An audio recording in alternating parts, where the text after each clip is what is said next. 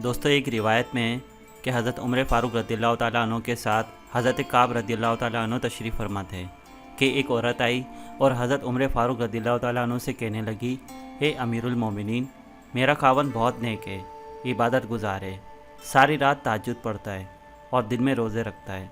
उसके बाद औरत ये कहकर खामोश हो गई।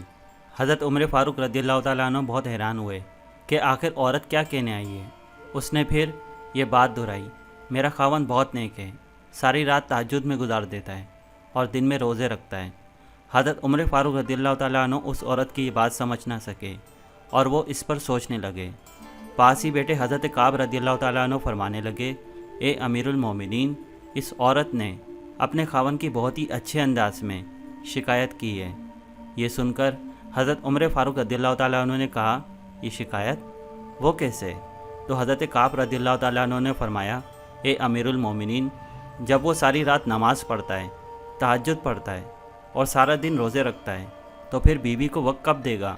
तो ये औरत ये कहने आई है कि मेरा खावन नेक तो है मगर मुझे वक्त नहीं देता।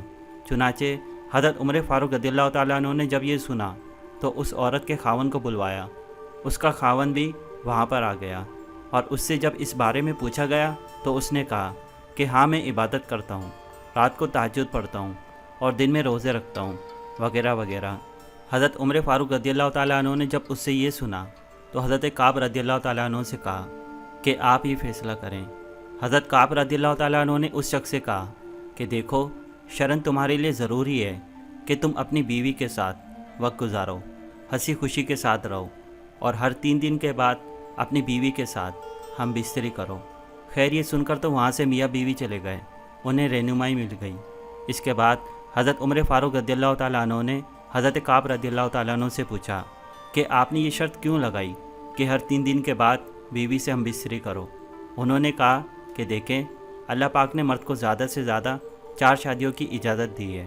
चुनाचे 4 शादियाँ भी किसी की हों तो 3 दिन के बाद ही बीवी का नंबर आता है, तो इसलिए मैंने उससे कहा कि ज़्यादा से ज़्यादा 3 दिन इबादत कर सकते हो। 3 दिन के बाद एक दिन रात तुम्हारी बीवी का हक है, तुम्हें उसके साथ गुजारना चाहिए।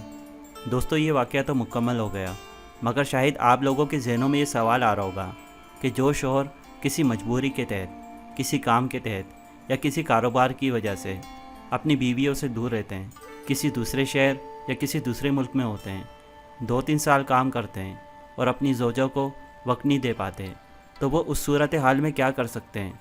दोस्तों इस बारे में इसी हवाले से हज़रत उमर फ़ारूक रज़ियल्लाहु ताला अन्हु का बहुत ही मशहूर वाक़या है कि हज़रत उमर फ़ारूक रज़ियल्लाहु ताला अन्हु ने अपनी बेटी हज़रत हफ्सा रज़ियल्लाहु ताला अन्हा से पूछा कि औरत शौहर के बग़ैर कितना अरसा सब्र कर सकती है। दोस्तों हज़रत हफ्सा रज़ियल्लाहु ताला अन्हा के साथ और दूसरी साहबियात भी वहाँ मौजूद थीं। उन सब साहबियात ने कहा कि इंतहाई मुद्दत औरत के सब्र की 4 महीने हैं। इस बेस पर हज़रत उमर फ़ारूक रज़ियल्लाहु ताला अन्हु ने ये कानून बनाया कि जो मुजाहिदीन सरहदों पर हैं वो 4 महीने में कम से कम 1 मरतबा घर जाएंगे। दोस्तों ये वो दौर था जिस वक्त बेहयाई का वो तूफ़ान नहीं था जो अब हमारे मुआशरे में। इंटरनेट पर जो बेहुदा चीज़ें मौजूद हैं और जो कुछ भी आजकल के मुआशरे में बेहयाई हो रही है, व्हाट्सअप फेसबुक के ज़रिए मर्द और औरत के आपस में जो राब्ते हो रहे हैं, उस दौर में ये सब चीज़ें नहीं होती थी। वो दौर इतना पाकीज़ा दौर था, खुलफाए राशिदीन की हुकूमत थी। तो उस पाकीज़ा दौर में भी ये कहा जा रहा है कि औरत 4 महीने से ज़्यादा शौहर की जुदाई बर्दाश्त नहीं कर सकती और उसको गुनाह में पड़ने का ख़तरा हो सकता है। तो आज के दौर में ये कैसे कहा जा सकता है कि 1 साल या 2 साल के लिए अपनी बीवी से दूर रह जाएं और जवान बीवी पर शैतान बिल्कुल भी हावी नहीं हो पाएगा।